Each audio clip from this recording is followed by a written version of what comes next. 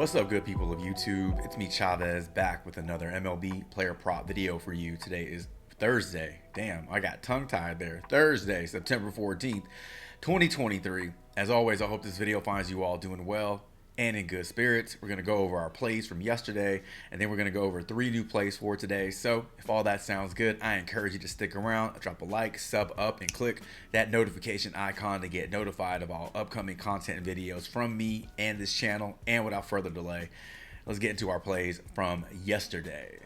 All right, yesterday gave us 1-1 results.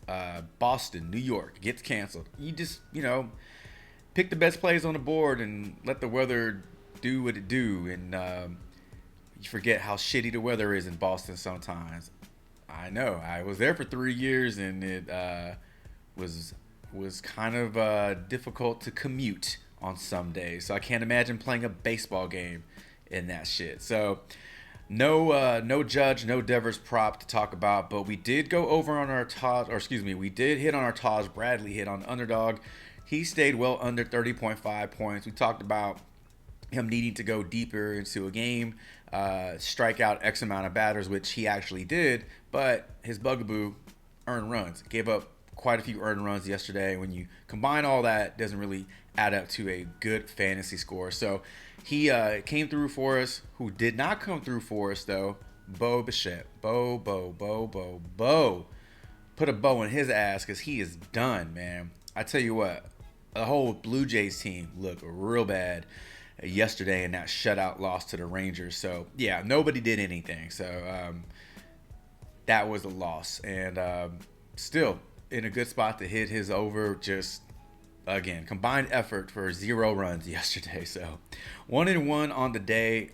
Obviously, we are looking to do better with today's picks. Hopefully, no DNPs, fingers crossed, and hopefully we go 3-0 with our picks. So without further delay, let us now transition over into the next slide and start breaking down 2 plays that I like for Prizepicks. All right, first prop over on Prizepicks. Let's talk about Luis Robert Jr., Carlos Correa, over 3 hits, runs, and RBIs. Combo prop.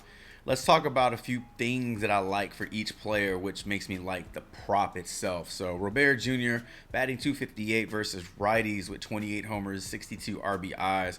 Versus Kenta Maeda on the year, he does have 1 homer. He does have 2 RBIs. So nice numbers.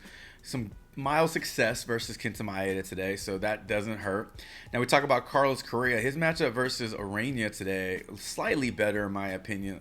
Urania is not a good pitcher. In his career, 2 singles, 1 RBI versus Urania. Now on the year versus righties, a little bit of a lower batting average, lower than his numbers versus lefties. However, Correa still bringing a little pop to the plate, 49 RBIs and 13 homers versus right-handed pitching. This is a very attainable line for a combo prop. I think we see one of these dudes get a home run that pushes it, and then we just need 1 hit, 1 RBI, 1 run scored from that point on to go over. Great play. Love the over on this one, and that's what we're rolling with. Prop number 1, Robert Jr., Carlos Correa, over 3 hits, runs, and RBIs over on Prizepicks. All right, second play of the day, Merrill Kelly, under 6 Ks. I gotta be honest with you, I always get a little nervous when taking the under on these strikeout props, but I'm getting better at not getting so nervous. But it's always easier to go over, right? Because it's more positive. But you look at the numbers, you look at the stats. If it's there, it's there, right? So Merrill Kelly got him going under 6 strikeouts. Here's why. First and foremost, we talk about this all the time when we take unders on Ks or unders on fantasy scores. They need to go over that line. It's not a matter of if Kelly can get 6 strikeouts. It's can he get you 7, 8, 9 strikeouts. That's what's going to cause this not to hit for us. So in my mind, no, he can't. He won't get 7. So he stays 6 or under. 6 doesn't kill you. A push doesn't kill your slip. But he needs 7 strikeouts. He's gone over 7 strikeouts only 4 times over his last 10 away games.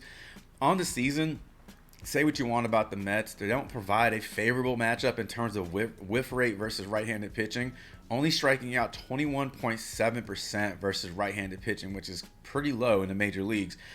In addition to that, Mets, I don't know if you've been watching these games or looking at the box scores, but 5.6 runs scored over their last 3 games, and at home, 4.17 runs scored at home. So the Mets are swinging hot bats. Merrill Kelly needs 7+ strikeouts to go over this line.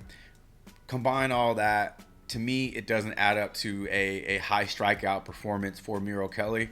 So that's why I'm going to go under 6 strikeouts for Merrill Kelly over on Prizepicks. And that's our second play of the day. All right, third play is on underdog. Let's talk about CJ Abrams over his hitter fantasy score. Here's why I like this. All right, so CJ Abrams over his last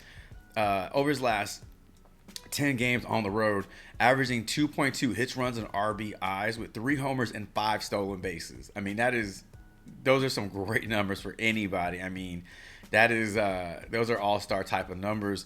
Now, Abrams, he's hit righties really well this season. 283 batting average, 15 homers, 22 doubles and triples, and 41 RBIs. Gets a matchup today versus the Pirates and Mitch Keller. So Mitch Keller been pretty up and down this season. He had a stretch where he was kind of dominant, and then just kind of regressed a little bit. But what we're looking at here is Keller just allowing power. So he's allowed 14 homers, 25 doubles and triples to left-handed bats this season. So we really don't need a ton for CJ Abrams to go over this line. He can honestly get this done without hitting a home run. But, man, if he can get a stolen base in there, that is only going to help the cause. I mean, a stolen base and a hit pretty much seals the deal. And if he can get this early on, it just allows the next 3 at-bats for him, to kind of just pad the stats. So I really like the upside here for CJ Abrams, and that is why I'm going over 7 hitter fantasy score over on underdog. All right, ladies and gentlemen, that's going to do it for today's video. Drop a comment below. Let me know what you like on the board, as well as your thoughts on these plays. Thank you so much for stopping by the channel and checking this video out. Best of luck to you all should you tail any of these plays we talked about in today's video. And until tomorrow's MLB player prop content, Chavez is